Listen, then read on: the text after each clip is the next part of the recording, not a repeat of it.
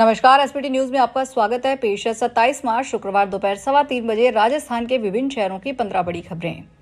Supreme court ने AI से generate किए गए ऐसे जजमेंट्स का हवाला देने के बढ़ते चलन पर चिंता जताई है जो असल में मौजूद ही नहीं है।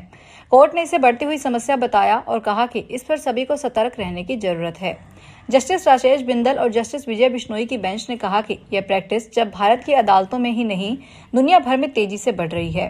बेंच ने यह टिप्पणी बॉम्बे हाईकोर्ट की एक टिप्पणी हटाते हुए की जो एक कंपनी के डायरेक्टर की याचिका से जुड़े मामले में की गई थी।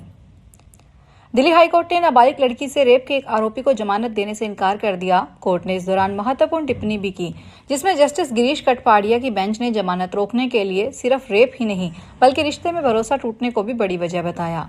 दिल्ली हाईकोर्ट ने आरोपी की जमानत याचिका पर रोक लगाते हुए कहा कि यह सिर्फ बलात्कार का मामला नहीं है बल्कि यह उस भरोसे के टूटने का भी केस है जिसमें रेप पीड़िता आरोपी को अपना भाई मानती थी। ईरान युद्ध और हॉर्मुज़ जल डमरू मध्य बंद होने के चलते कई दिनों से फंसा भारतीय झंडे वाला जहाज जग पसंद भारत पहुंच गया है। भारतीय झंडे वाला जहाज आज शुक्रवार सुबह गुजरात के बंदरगाह पर पहुंचा। बीते दिनों भारतीय झंडे वाले 2 जहाज पाइप गैस और जंग जसवंत ने हॉर्मुज़ जल डमरू मध्य को पार किया था। शिप ट्रैकिंग डेटा के अनुसार बीते सोमवार को इन दोनों जहाज को ईरान के लारक और केशम द्वीपों के बीच देखा गया था। ये दोनों जहाज उन 22 भारतीय जहाजों में शामिल थे जो पश्चिमी एशिया में युद्ध के चलते हॉर्मुज़ जल डमरू मध्य में फंसे हुए थे। जयपुर के सोडाला स्थित रामनगर मेट्रो स्टेशन के नीचे शुक्रवार को हाई वोल्टेज ड्रामा हुआ। यहां ट्रैफिक पुलिस कर्मियों और एक एडवोकेट के बीच चालान को लेकर विवाद हो गया। सोडाला एसएचओ बलवीर सिंह ने बताया, ट्रैफिक पुलिसकर्मी ने जांच के दौरान एडवोकेट को रोककर चालान की कार्यवाही करनी चाहिए। इसी बात को लेकर दोनों के बीच कहासुनी हो गई जो देखते ही देखते बढ़कर हंगामे में बदल गई। वहीं वकील ने आरोप लगाया कि पुलिसकर्मी ने उनके साथ बदतमीजी की। विवाद की सूचना मिलते ही मौके पर अन्य वकील भी पहुंच गए जिससे माहौल और गर्मा गया। स्थिति बिगड़ती देख मौके पर मौजूद पुलिसकर्मियों ने हस्तक्षेप कर दोनों पक्षों को समझाइश कर मामला शांत करवाया। जैसलमेर में आज शुक्रवार को एक बार फिर से एक साथ 11 सायरन की टेस्टिंग की गई। करीब 5 मिनट की टेस्टिंग में पूरा शहर सायरन की आवाज से गूंज गया था। दरअसल ऑपरेशन सिंदूर के बाद सुरक्षा और आपदा प्रबंधन को देखते हुए 11 जगहों पर डिजिटल सायरन सिस्टम लगाए गए हैं। यह सायरन सिस्टम पूरी तरह से हाईटेक है। नगर परिषद के इलेक्ट्रिक विंग ने इसे जीएसएम तकनीक पर आधारित बताया है जिसमें सिम कार्ड का उपयोग किया गया है। दिल्ली के त्रिनगर इलाके में आज शुक्रवार सुबह एक घर की तीसरी मंजिल में आग लगने से 5 लोग झुलस गए। एक अधिकारी ने इसकी जानकारी दी। अधिकारियों ने बताया कि आग का कारण फिलहाल स्पष्ट नहीं है और इसकी जांच की जा रही है।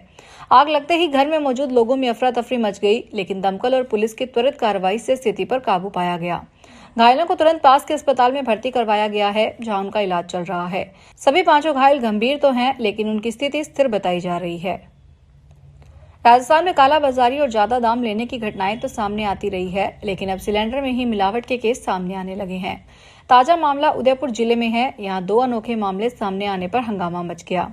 दरअसल उदयपुर जिले के गोकुंदा कस्बे के निवासी मुकेश मेघवाल ने 14 मार्च को गैस एजेंसी से सिलेंडर लिया था, लेकिन यह महज 9 दिनों में ही खत्म हो गया। शक होने पर सिलेंडर को उल्टा कर फटकारा तो उसमें से पानी निकलने लगा।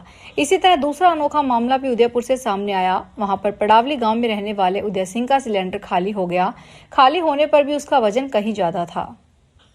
जयपुर शहर में लोगों को आगामी गर्मियों में बीसलपुर बांध से अतिरिक्त जलापूर्ति मिलने वाली है। जलदाय विभाग ने आगामी 1 अप्रैल से जुलाई तक 3 पैकेज में शहर में रोजाना 2.5 करोड़ लीटर अतिरिक्त पानी की आपूर्ति करने का प्लान तैयार किया है। गर्मी के सीजन में जयपुर शहर में पानी की बढ़ती खपत और डिमांड के मद्देनजर विभाग अप्रैल से जुलाई तक बीसलपुर बांध में 3 चरण में 7.5 करोड़ लीटर अतिरिक्त आपूर्ति करने का फैसला किया है। अमेरिका में डॉलर नोटों पर बड़ा बदलाव आने वाला है। राष्ट्रपति डोनाल्ड ट्रंप का हस्ताक्षर अब नए कागजी नोटों पर छपेगा।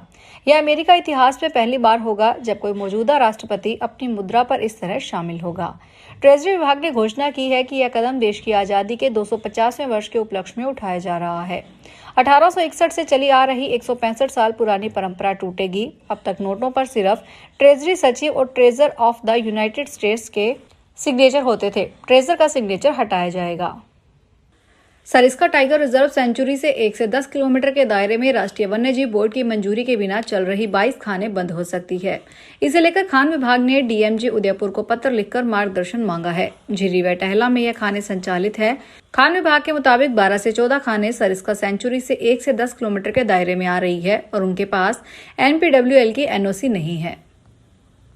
जोधपुर में चौपासनी हाउसिंग बोर्ड थाना क्षेत्र में शेयर मार्केट में निवेश के नाम पर साइबर ठगी का बड़ा मामला सामने आया है। ठगों ने व्हाट्सएप ग्रुप, फर्जी ऐप और नकली कंपनी के झांसे में फंसाकर एक युवक से 68,71,000 रुपए हड़प लिए। पीड़ित को ऐप में करीब 6 करोड़ रुपए का फर्जी मुनाफा दिखाया जाता रहा, लेकिन वह रकम नहीं निकाल पाया। ग्रुपों में शेयर मार्केट से जुड़ी टिप्स दी जाती थी, जो शुरुआती समय में सही साबित हुई। इसको लेकर ग्रुप की जानकारी पर भरोसा हो गया। कुरुक्षेत्र में झांसा गांव के सरकारी अस्पताल के पास कुत्तों के झुंड ने भेड़ों पर हमला बोल दिया। इसमें 50 से अधिक भेड़ें मारी गई। घटना से चरवाहा परिवार पर लगभग 5 लाख रुपए का आर्थिक संकट टूट पड़ा है। गांव सलपानी कल्ला निवासी कुलदीप ने बताया कि 10 महीने पहले उसने ब्याज पर पैसे लेकर 70 भेड़ें खरीदी थी।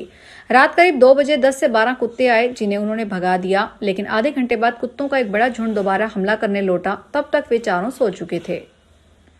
श्रद्धालुओं की सुविधा को ध्यान में रखते हुए ठाकुर बांके बिहारी मंदिर की उच्चाधिकार प्राप्त प्रबंधन समिति ने अब दर्शन के निर्धारित समय को सख्ती से लागू करने का निर्णय लिया है।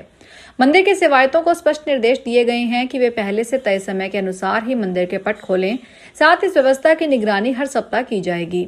समिति ने चेतावनी भी दी है कि यदि तय समय का पालन नहीं किया गया तो संबंधित सेवायतों पर आर्थिक दंड लगाया जाएगा। इस संबंध में समिति के सचिव द्वारा नोटिस जारी किया जा चुका है। उत्तराखंड के नैनीताल में शुक्रवार सुबह तड़के भीषण सड़क हादसा हुआ। खुप्पी के पास बोलेरो कार और प्राइवेट बस में टक्कर हुई, जिसके बाद बस सड़क में पलट गई। इस हादसे में एक यात्री की मौत हो गई, जबकि 8 यात्री घायल हो गए। सभी घायलों का रेस्क्यू कर हल्द्वानी सुशील तिवारी अस्पताल भेज दिया गया, जिसमें एक और यात्री की हालत नाजुक बनी हुई है। बताया जा रहा है कि हल्द्वानी से बस गंगोली हाट जा रही थी, लेकिन खुप्पी के पास सड़क हादसे के बाद पलट गई। हादसे के बाद अफरा तफरी मच गई। उत्तराखंड में आगामी 4 धाम यात्रा को लेकर उत्साह और तैयारियां दोनों ही चरम पर है। कपाट खुलने की तारीखें तय होने के साथ ही प्रशासन अब व्यवस्थाओं को अंतिम रूप देने में जुटा हुआ है। केदारनाथ धाम में अभी भी 3 से 4 फीट तक बर्फ जमी है। प्रशासन की पहली प्राथमिकता पैदल रास्तों से बर्फ हटाकर रास्ता साफ करना है। श्रद्धालुओं को इस बार केदारनाथ और बद्रीनाथ में नए अस्पताल मिलेंगे, जिससे आपातकालीन स्थिति में तुरंत इलाज मिल सकेगा। सड़कों पर जाम न लगे, इसके लिए पुलिस ने एक विशेष ट्रैफिक प्लान तैयार किया है। फिलहाल इस बुलेटिन में इतना ही। फिर हाजिर होंगे बड़ी खबरों के साथ। अगर आप भी अपने आसपास की छोटी बड़ी और महत्वपूर्ण खबरों से अपडेट रहना चाहते हैं तो सब्सक्राइब कीजिए हमारे चैनल SPT न्यूज को और प्रेस कीजिए बेल आइकन पर।